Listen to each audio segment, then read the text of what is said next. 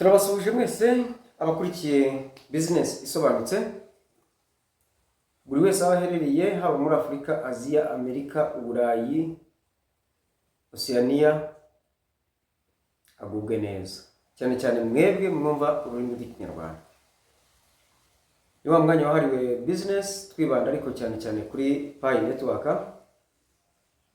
Tukaba uyu munsi tugiye kwerekeza amaso yacu mu Rwanda. Kuri mikoro Iteka Manzi. Hari umuhanzi w'umunyarwanda waririmbye indirimbo igira iti tuzarwubaka abana b'abanyarwanda turugire nka paradizo ku isi yose. Kandi ndaririmba ati iyo twicaranye uwo narivuze ni Intore Tuyisenge. Undi nawe ubita Senderi International Hit, we yaravuze ati iyo twicaranye tuvugana ibyubaka u Rwanda twishimye, tukaririmba hanyuma tukabyina. Undi nawe aza kuririmba aravuga ati, nawe ni Intore Tuyisenge, ati ibanga abanyarwanda tugendana abanyamahanga byaratuyobeye. Mu mateka y'u Rwanda aho rwavuye naho rugeze, abana barwo nk'uko barwohoye nibo bafashe n'iya mbere kurwubaka kandi barabishobora. None aho rugeze ruraryoshye. Tugira indirimbo kandi yubahiriza igihugu cyacu igira iti Rwanda nziza, igihugu cyacu rwakomeza. Rwanda rero ni rwiza. Duhamagarira bene wacu n'inshuti zacu bari mu mahanga gukora ibishoboka byose bakamenya kandi bagashora imari yabo mu Rwanda. Abo tuganira none aha ni abakoloniyazi. Ngiye kubarangira akazi mu gihe twitegura open minded, buri wese aribaza ngo nzakora iki. Akazi gahari buri wese yakora, yaba ari ku giti cye cyangwa afatanyije n'abandi. Nta kazi katapfa kurangira mu gihe mutekereze cyangwa se tujya tubona.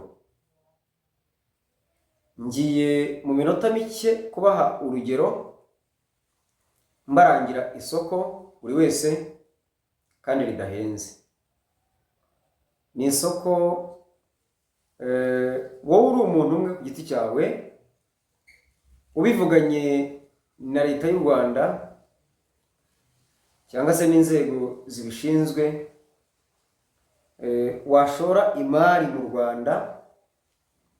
Ndavuga wowe wamayininze Pi Network,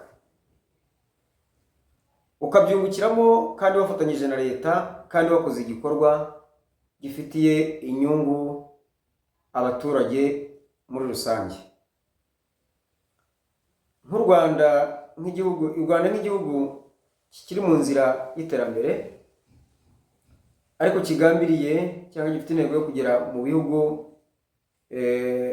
biri mu majyambere akataje cyangwa se mu nzira y'amajyambere, ibyo nuko byitwa.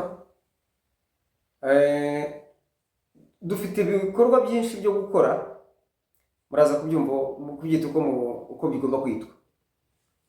Dufite ibikorwa byinshi byo gukora ariko ubushobozi bukaba buke. Iyo mvuze ibyo bikorwa mbanerekeza kenshi kuri leta. Muraza kujya ku kinyamakuru Igihe, muraza gusangaho amakuru avuga yuko u Rwanda rwashyize ku isoko, rumaze iminsi rwashyize ku isoko impapuro mpeshamwenda za miliyari 20. N'amafaranga make cyane, payi nka 50 ukurikije igiciro cya GCV. Andi umushinga urenze uwo nguwo wo kubaka amacumbi hano mu murenge wa Kinyinya, ngo ni mu mujyi wa Kigali. Amacumbi aciriritse ku buryo n'umuntu winjiza makeya ugiye mu nyigo wabibona. yakwigondera iyo nzu akayigura. Ibyo byose bigakorwa mu rwego rwo guteza imbere imiturire myiza, imijyi, ariko bigateza imbere igihugu kuko akanyungu gakeya kiyongereyeho, byaba na ngombwa ahubwo bakayagurisha munsi y'igiciro yubatsweho nka nkunganire ya leta mu myubakire igezweho irengera ibidukikije. Mu kigega cyitwa Green Climate Fund bita GCF cyemeye guha u Rwanda miliyari 37.9, ubwo ni miliyari 37 na miliyoni 900 uyashyize muri payi ukavunjira ku giciro cya GCV cy'ibihumbi 114,159 by'idolari.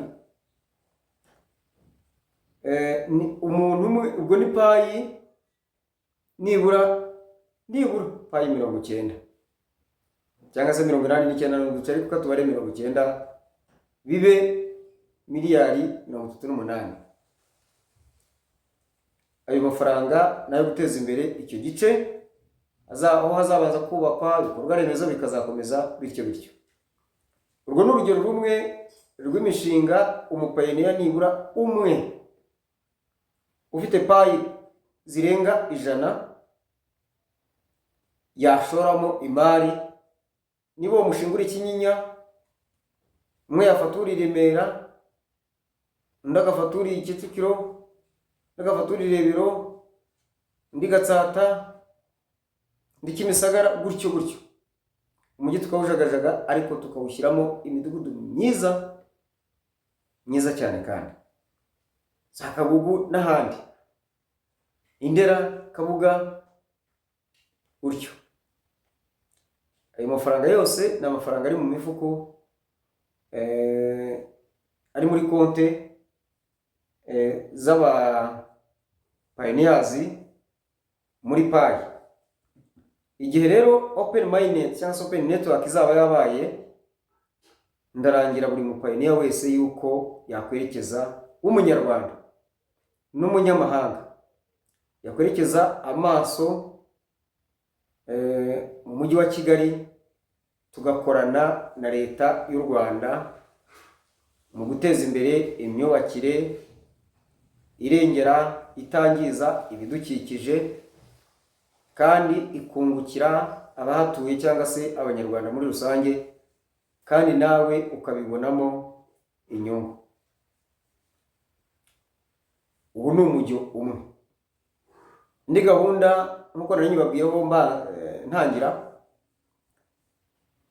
ni ukugura impapuro mpeshamwenda za leta, cyangwa se tugafata amafaranga tukayashyira muri banki nkuru y'igihugu, aho ufunguzamo konti ugashyira amafaranga yawe, bakajya baguha inyungu, hanyuma izo nyungu bakagusubiza yawe, niba ari imyaka 7 niba ari 5, ubwo ni ibijyanye n'impapuro mpeshamwenda, bakajya baguha inyungu, ariko bakagusubiza amafaranga yawe, inyungu baziguha buri uko mwumvikanye, niba ari buri kwezi, niba ari buri gihembwe, niba ari buri mwaka, niba ari amezi 6, ibyo byose nibyo mwumvikana. Ni muri urwo rwego ngira ngo mpamagarire abapayiniyazi bose bumva ururimi rw'Ikinyarwanda gukora inyigo kuri icyo kintu, gushaka amakuru kuri icyo kintu, byaba ngombwa mugahaguruka mukajya ku nzego zibishinzwe mukababaza bigenda bite, bitangira bite, bikorwa bite. Igihe rero open minded zabibaye, mukabona access ku mafaranga yanyu cyangwa se kuri payi zanyu, nkuko mwifuza ku exchanginga cyangwa kuvunjisha, muzabikore, ariko mwibuka yuko igihugu cyanyu kibategereje, mukwiye kugishoramo imari, mukwiye gukora imishinga minini, mutibagiwe gukorana na leta yacu cyangwa yanyu. kugira ngo mukore ibintu bijyanye n'icyerekezo cy'iterambere ry'igihugu. Utabikoze icyo kandi ufite ubwo bushobozi waba uri banga mwawe. Niba ayo madolari yo kubaka uwo mudugudu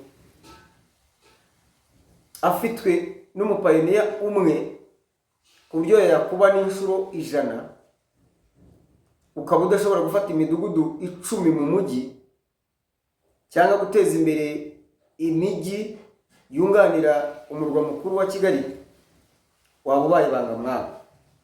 Ndagira ngo rero nsangira namwe iki kiganiro n'amakuru mbashishikariza mu byo mutekereza kuzashoramo imari, mutekereza mbere na mbere igihugu cyanyu. Nk'uko abanyarwanda baciye umugani ngo ujya gutera uburezi arabwibanza, kandi ijya kurisha ihera ku rugo. Utazabikora atyo azaba afite igisebo aho azajya hose. Uzihutira kujya kurya umungara,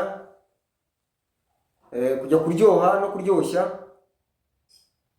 gukorera ahandi, ariko usize igihugu cyawe uzi amajune kirimo, uzaba ubaye banga mwawe kandi atari uko wabuze ubushobozi.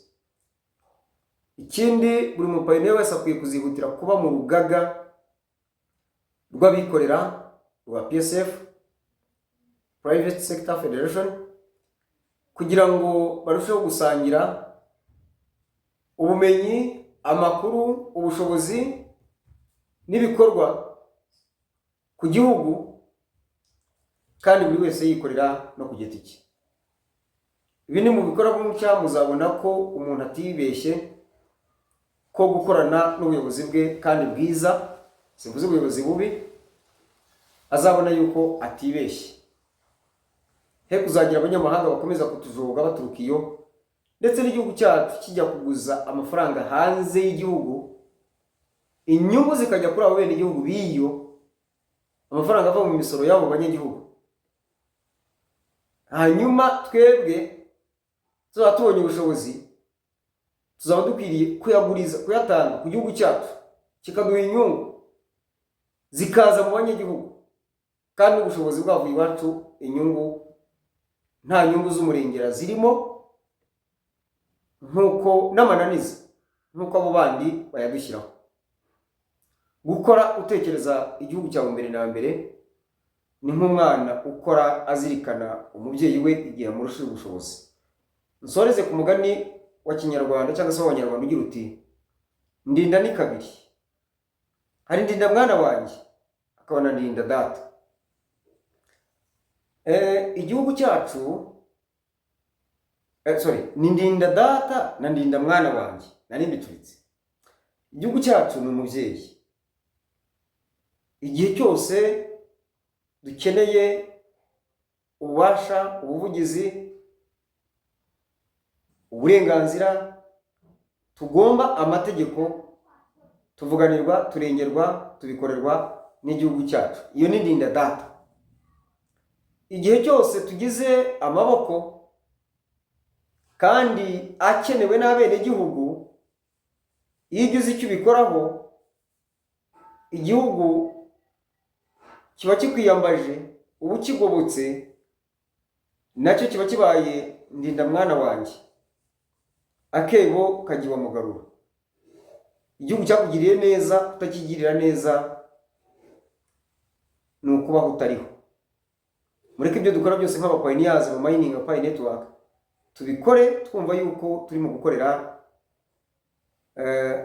turimo kugira amahirwe, cyangwa twitegura kugira amahirwe tuzabyaza umusaruro mu gihugu cyacu ndetse n'ibwota amasimbi. Twe gukora nk'abumva yuko tuzajya kuryohera iyo ngiyo, oya, mbere na mbere ijya kurishira ku rugo, kandi utera uburezi arabwibanza. Murakoze cyane kunega amatwi.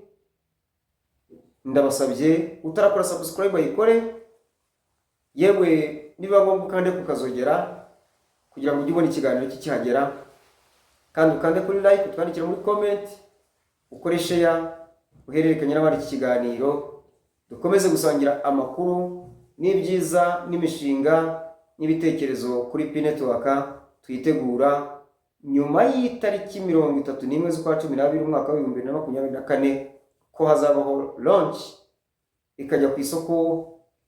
Network ni ikoranabuhanga, ni system y'ikoranabuhanga rihambaye ya blockchain technology ikoresha artificial intelligence, ariko nanone ikagira n'ifaranga rizaba rihiga andi mafaranga yose ku isi, yaba ari amafaranga afatika ndetse n'ifaranga by'ikoranabuhanga iryo ari ryo ryose. Komeze kumugubwe neza, amakuru n'ibiganiro nakagaruka, tuzasubire ubutaha.